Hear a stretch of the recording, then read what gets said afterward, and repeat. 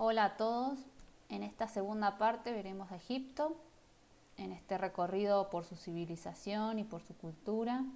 Veremos que había tres ítems importantes, como el tema de la vida después de la muerte, la abundancia de la piedra en la región y el río Nilo, que son tres ítems muy importantes porque determinaron la sociedad y el arte de los egipcios. Vemos en el mapa que Egipto está recorrido del sur a norte por el río Nilo, que este río va a tener muchísima importancia en el desarrollo de la civilización y va a tener todas sus ciudades ubicadas alrededor para aprovechar precisamente de ese río. Al Nilo lo llaman el río de los dioses, ya que tiene un carácter sagrado y es honrado por ellos. Como el resto del territorio es desértico, sin él realmente no podrían subsistir y es por eso que tiene tanta importancia este río. Por eso es considerada Egipto como una sociedad fluvial y esto repercute en todo hasta en el arte.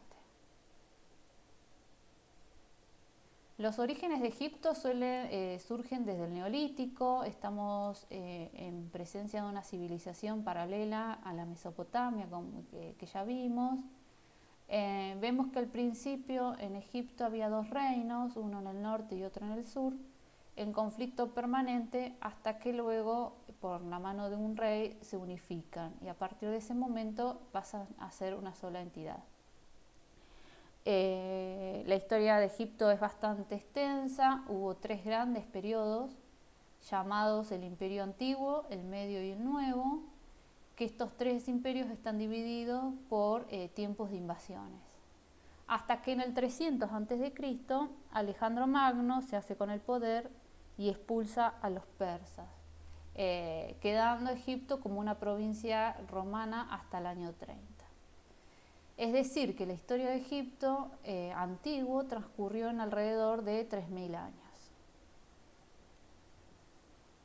La organización política y social de Egipto es muy parecida a lo que vimos en la Mesopotamia, que es una monarquía, siendo el faraón considerado un dios con poder absoluto.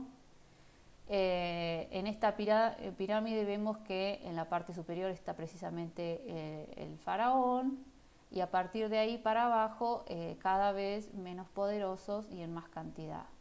Entonces estaría el faraón con su familia, después vienen los nobles y los sacerdotes, que los sacerdotes les proporcionan tierras y riquezas a cambio de mantener el carácter divino del faraón, o sea que tienen un acuerdo política-religión muy importante.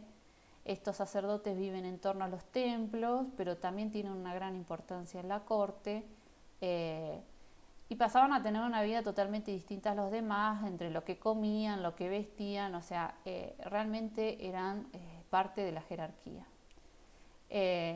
Debajo están los funcionarios, los soldados y los escribas, y luego el pueblo, y por último, como base de esta pirámide, los esclavos, que eran muchísimos, que fueron fundamentales para todo tipo de trabajo, especialmente a la hora de hacer las pirámides, ya que se necesitaba mucha fuerza, muchos hombres, y esto es precisamente una de las cosas que le otorgó tanto poder a Egipto.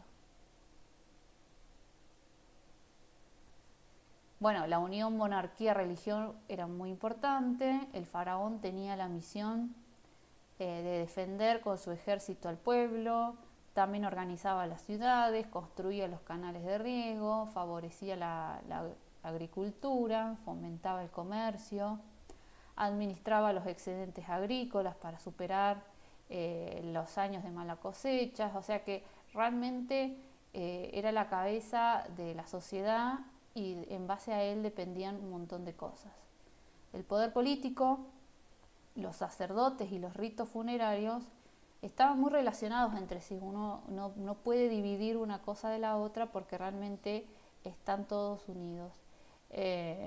Como el faraón era considerado un ser divino y creían en la vida después de la muerte, surgieron muchos ritos para conservar el cuerpo y para sepultarlo. O sea, todo era en función a estos faraones. Luego se fueron masificando a las familias importantes y a los nobles, pero en realidad surgen por los faraones. Dentro de los ritos, en un principio, existió la costumbre de que al morir un hombre poderoso, sus criados y sus esclavos tenían que seguirlos a la tumba para que llegara más allá en compañía. No solo le ponían ofrendas de comida y sus objetos, sino también a todas las personas que le servían. Entonces estos eran sacrificados. Más tarde esto fue considerado o demasiado cruel o demasiado costoso, y entonces el arte salió en su rescate, por así decirlo, y cambiaron estos criados reales a ser representados por esculturas y pinturas puestas en estas tumbas para acompañarlo al difunto. Por eso el arte es realizado para los faraones y los sacerdotes. La religión, vemos, era un factor fundamental de la cultura egipcia. Eran politeístas, pero con una cierta tendencia al monoteísmo, porque en cada región había un dios al cual le rendían culto principalmente, y luego había otros a los cuales le rendían culto de una manera secundaria. De los dioses cósmicos, unos muy importantes son Heb, el dios de la tierra, Isis, la diosa del nacimiento, y Ra, el dios del sol y de la vida, que este último es en el cual se hacen las pirámides, y hay muchos tributos al dios Ra. Estos dioses vienen complementados con la creencia en la vida de ultratumba, que explica el culto de los muertos, que se da en toda la sociedad egipcia. Vemos que lo funerario es realmente fundamental.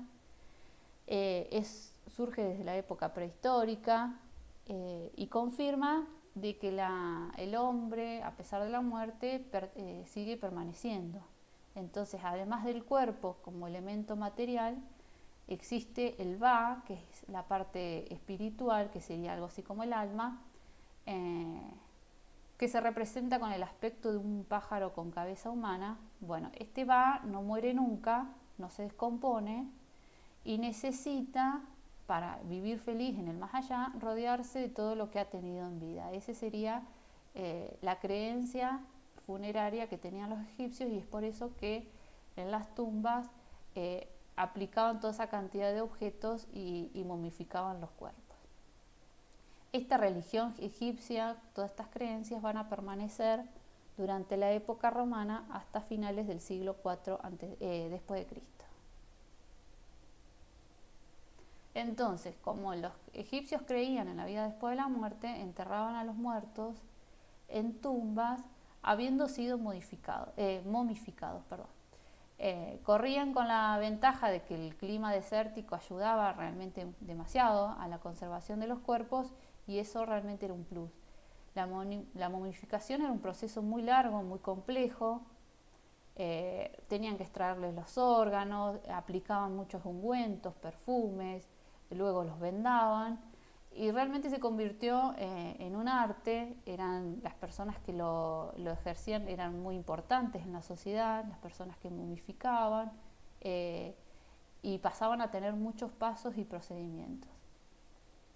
Todo esto lo podemos saber hoy en día, entre otras cosas, porque estos procedimientos están escritos en el Libro de los Muertos, que es el principal representante de la literatura funeraria. Era muy importante, muy extenso en Egipto, y ahí es donde figuran precisamente todos estos procedimientos. En el Libro de los Muertos está el juicio a los muertos, que es el juicio que se hace a la hora de morir, en donde se pesan en una balanza simbólica las obras del hombre para saber si es digno de ir al reino de Anubis, en donde se pesa el corazón y el alma. El muerto ahí tendría que estar declarando cuáles fueron sus obras, y eso dará como resultado ese peso del alma. Entonces está representado con una balanza, el juicio de los muertos. Bueno, de la misma manera que en Mesopotamia la escritura comienza alrededor del 3000 a.C., primero escribían sobre las piedras tallándolas, Luego inventaron el papiro, que era un papel hecho con plantas, y escribían con tinta.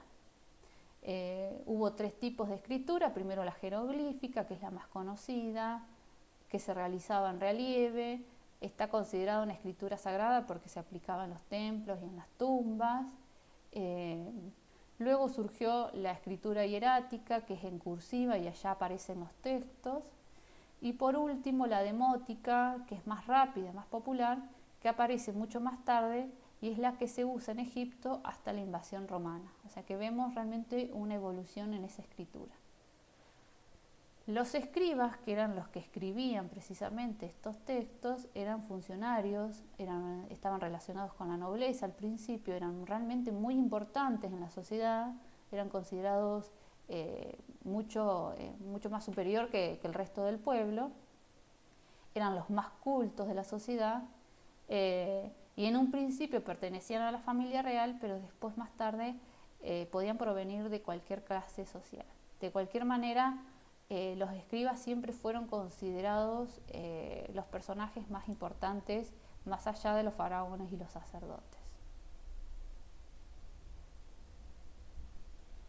Bueno, los egipcios, otro uso que le daban al río Nilo era para el transporte fluvial. Fue realmente muy importante, les permitía acceder a distintos puntos del reino mucho más rápido, les permitía trasladar los insumos que comercializaban, inventaron la vela para los barcos y también, como todo unido a lo funerario, crearon barcas funerarias para el traslado de los difuntos a través del río.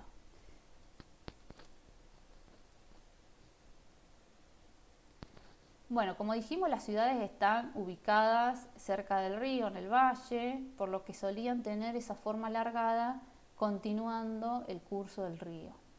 Las casas de los pueblos eran sencillas, eran de adobe, de materiales perecederos, pero los palacios del faraón y las villas de los nobles eran lujosas. Las paredes estaban decoradas con pinturas, mucho color, tenían baño, tenían jardines, tenían establos, tenían estanques para peces. O sea, realmente había mucha diferencia entre las casas del pueblo y la de los faraones y los nobles. Otro dato importante de las construcciones es que para protegerse del caluroso clima, todas las construcciones tenían normalmente una única entrada y ventanas muy pequeñas o prácticamente ninguna, que ayudaba a ventilarlas, pero más que nada hacía que las casas fuesen bien oscuras y frescas y así protegerse del calor. El arte egipcio tenía varias características que permiten identificarlo enseguida. Uno ya sabe enseguida que está en presencia de una obra de la época egipcia. El arte está condicionado también por el medio geográfico en el que se desarrolla, porque Egipto, al estar en el desierto, era una cultura muy cerrada y lejos de las influencias exteriores. Esto le permitió tener su propia idiosincrasia y tuvo poca evolución, no se nutría de otras culturas más allá de ellos. Las obras tenían una gran monumentalidad, ya sabemos, ya conocemos las pirámides y todas las obras que realizaban eran muy grandes, todo estaba relacionado con lo funerario. Era un arte que tenía una gran regularidad geométrica. Los egipcios tenían una gran observación de la naturaleza y esto lo volcaban en la forma de representar. Y luego esto fue tan importante, todo lo que surgió de Egipto, que más adelante muchos pueblos como los griegos tomaron muchas de estas características y las aplicaron ellos mismos. Por medio del arte se intentaba eternizar a los difuntos. Vemos que las pinturas son escenas de la vida cotidiana, pero todas están colocadas en tumbas y templos, y es por eso que decimos que el arte estaba en función a lo religioso o en función a lo funerario, como más particular. Pero también existió otro arte ya relacionado con talleres privados, que no estaban vinculados ni con la monarquía ni con la religión, pero por el uso de materiales más perecederos, porque ellos no podían acceder a las piedras más grandes, tenían que usar más ladrillo, adobe, y por el hecho de no estar protegidos por esas tumbas, por esos templos, lamentablemente no ha quedado casi nada de todas esas obras. Entonces se suele decir que el arte es solo lo funerario. Bueno, también existió otra rama, pero lamentablemente no tenemos esas obras. Algo importante entre los egipcios, como sucedía en Mesopotamia, también era la música, que la usaban para adorar a los dioses, y por eso crearon muchos instrumentos musicales, como vemos en la imagen inferior, que hay varias mujeres tocando distintos instrumentos. Con respecto a la arquitectura, esta refleja una sociedad con un poder político centralizado, con mucho poder, con una concepción religiosa de inmortalidad. Entonces vamos a ver que los edificios mostraban una gran magnificencia, una durabilidad, porque de esa manera, si un edificio era resistente y era grande, era sinónimo de un faraón que también era resistente, era grande y era poderoso. Entonces era un reflejo precisamente de eso. No se podían dar el lujo de dar otra imagen con edificios chicos. Y la pintura y la escultura quedan relegadas a ser decoraciones precisamente de esas construcciones arquitectónicas. Quiere decir que no existe por fuera de esos templos y esas tumbas manifestaciones de la pintura y la escultura que hayan quedado hasta hoy en día. Mucho uso de la piedra, en este caso, a diferencia de la Mesopotamia, tienen muchas canteras y esto les permite hacer muchas construcciones con mucha versatilidad y mucha resistencia. Esto les permite ya generar muros y columnas, hacer cosas mucho más altas, mucho más imponentes, y gracias a estas piedras es que siguen existiendo hoy en día. Lo mismo que sucedía con los talleres de arte públicos y privados ocurría con la arquitectura. Había una gran diferencia entre la arquitectura para la eternidad, la imperecedera, relacionada con el poder y la religión, hechas en talleres públicos, y una arquitectura perecedera, provisional, para las viviendas del pueblo y para las otras construcciones civiles. Y es por eso que prácticamente todo eso no se ha conservado hoy en día. Bueno, al tener muchas piedras de gran tamaño y pretender hacer esas grandes construcciones, los llevó a los egipcios a utilizar mucho las columnas. Hubo muchos tipos, cerca de 12 tipos distintos, con distintos modelos de capiteles y de frisos, y en total no se sabe, supuestamente son 12, eran usados en diferentes épocas y dinastías, cada uno tenía la suya, y eran columnas muy decoradas, algunas un poco más simples, pero luego a esa simpleza de la forma, como les colocaban pinturas e inscripciones, pasaban a ser realmente muy decoradas, muy ricas. Bueno, ya vimos, la arquitectura funeraria era realmente muy importante, había distintos tipos de tumbas, las pirámides que podían ser escalonados o comunes, las mastabas y los hipogeos. Estos cambios de construcciones y preferencias están atados a las diferentes dinastías y por eso vamos a ver la diferencia de su uso. La mastaba fue la primera, que es una plataforma como si fuese una pirámide truncada, que si a esto le suman varios pisos, uno cada vez más chico que el otro, termina quedando la pirámide escalonada. Y para realizar estas pirámides, especialmente las más grandes, se necesitó mucho conocimiento matemático, mucho conocimiento técnico para poder diagramarlas, pero también una gran organización y una gran experiencia porque trabajaban de turnos de a 100.000 personas. Esto necesitaba realmente mucha organización, o sea que fueron hazañas muy grandes desde desde una vista técnica. Eh, pero bueno, también tenían la ventaja de tener una abundancia de piedras y que estas piedras eran fácilmente tallables, entonces esto les permitió el trabajo un poco más, pero como vimos en el Neolítico, estas piedras tenían que ser trasladadas con troncos que iban rodando, con rampas, lograron crear distintas herramientas para poder ir trabajando esa piedra y por supuesto mucha mano de obra, mucho esclavo. Bueno, y también estaban los hipogeos, que eran tumbas hechas en la roca o enterradas en el suelo, que esto era mucho más útil porque no necesitaban de la piedra y no necesitaban de los grandes traslados, pero dependían del terreno en el que se encontraran, si realmente tenían una roca a la cual tallar. Y por supuesto los hipogeos de los faraones eran los que estaban mucho más decorados que el resto. Las pirámides, que nosotros considerábamos que eran lo más importante, tuvieron un gran auge, fueron muy importantes durante el Imperio Antiguo. Así que la mayoría de las pirámides que tenemos hoy en día fueron realizadas durante ese imperio. Tienen un gran simbolismo religioso y político, por supuesto.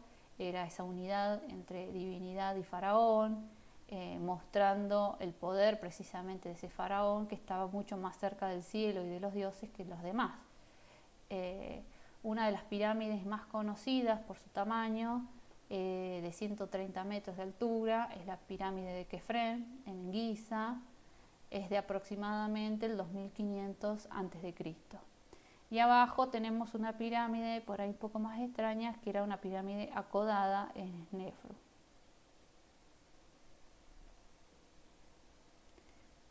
Bueno, las pirámides tienen dos partes, una parte subterránea con cámara mortuoria y el sarcófago, y la otra parte que es una superestructura ya visible a la vista.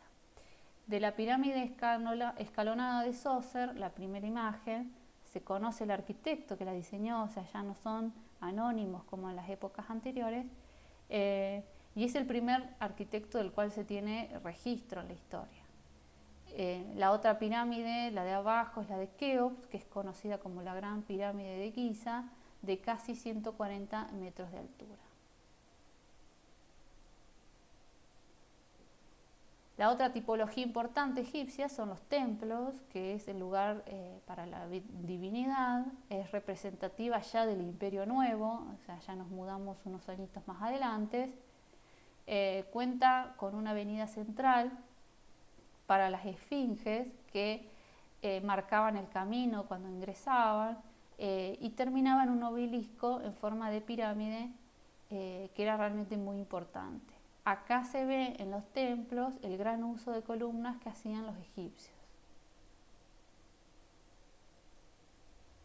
Había tres tipos de templo determinados según su estructura y su finalidad.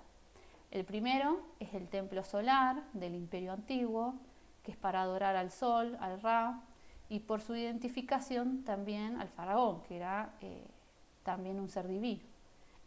Aparecen dos elementos ahí en esos templos, que es el obelisco y la barca solar.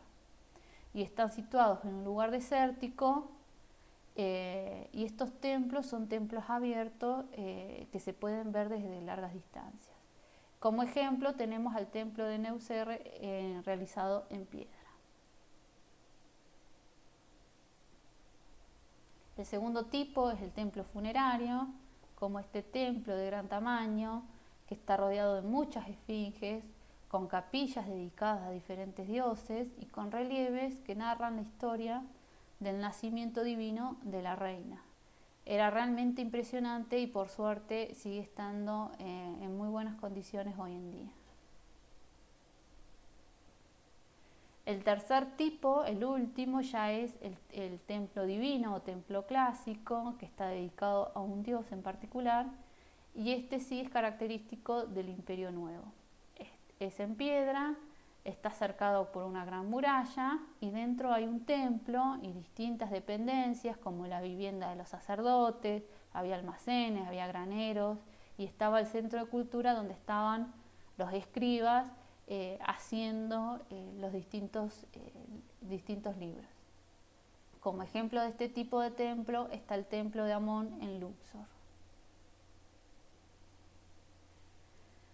Ya mudándonos a la parte de escultura, podemos ver que, bueno, como les decía hoy, en función a la arquitectura, estaban hechas para decorar a los templos y las tumbas. Tienen una gran perdurabilidad porque están hechas en piedra.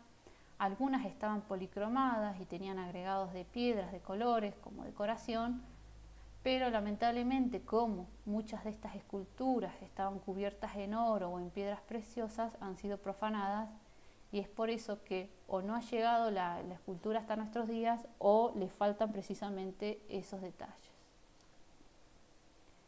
Los egipcios usaban tanto las esculturas exentas como en este caso, o llamadas también bulto redondo, y también utilizaban bajos relieves.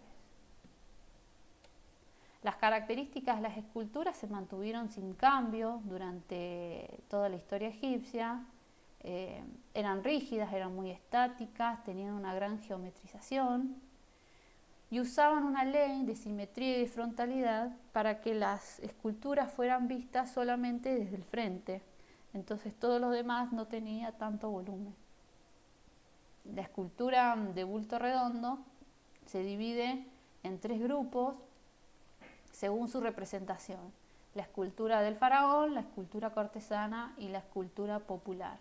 Acá vemos 2 ejemplos, uno del faraón y la otra una escultura popular que es la sirvienta llevando ofrendas. Más adelante en el tiempo, durante los imperios medio y nuevo, la escultura tiene su más significativo desarrollo, empiezan a aparecer más, se deja de un lado un poco la idealización y las representaciones son un poco más naturalistas, mostrando un poco, por lo menos, algunos defectos. Entonces ya no hay tanto idealismo.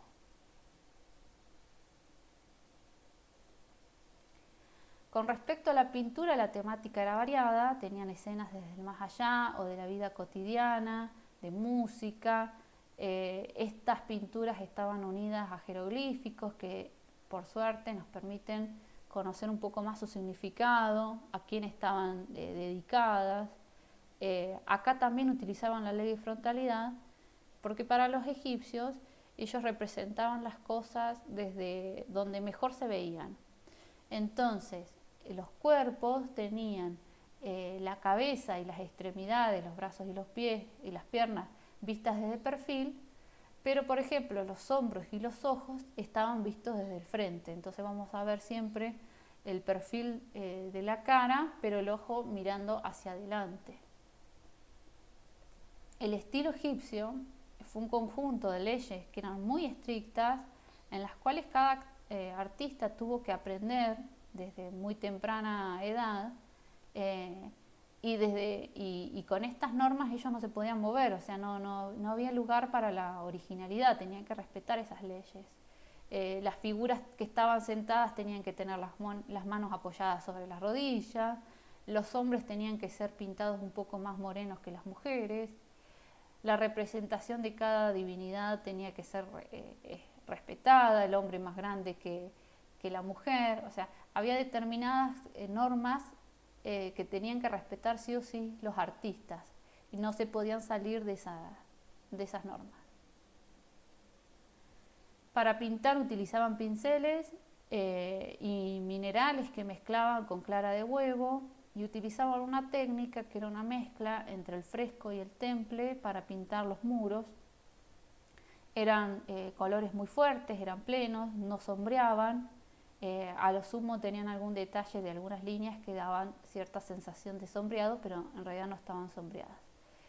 Acá vemos una pintura aplicada en un papiro, que es un fragmento precisamente del libro de los muertos que hablamos hoy, que fue realizado hacia el 1500 a.C. y representa el juicio de Osiris. que es el momento, donde está ahí, vemos la balanza, en el cual se pesa el corazón y es considerado que si ese corazón es más liviano que una pluma, se le permite pasar a la otra vida. O sea, tenía mucha metáfora el asunto.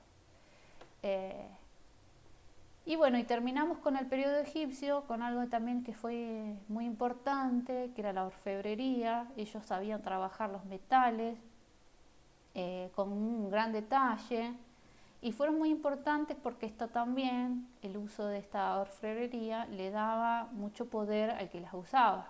Entonces estos adornos empezaron a ser cada vez más complejos, mucho más ricos, y se incluían también no solo en la vida cotidiana, sino también en los ritos funerarios.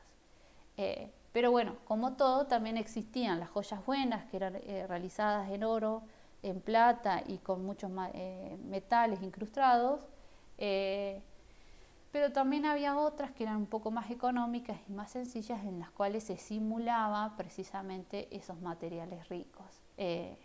Entonces había de los dos tipos, pero realmente eran con un grado de detalle y delicadeza que son realmente muy hermosos. Bueno, y así damos finalizada la clase de Egipto y nos vemos la próxima.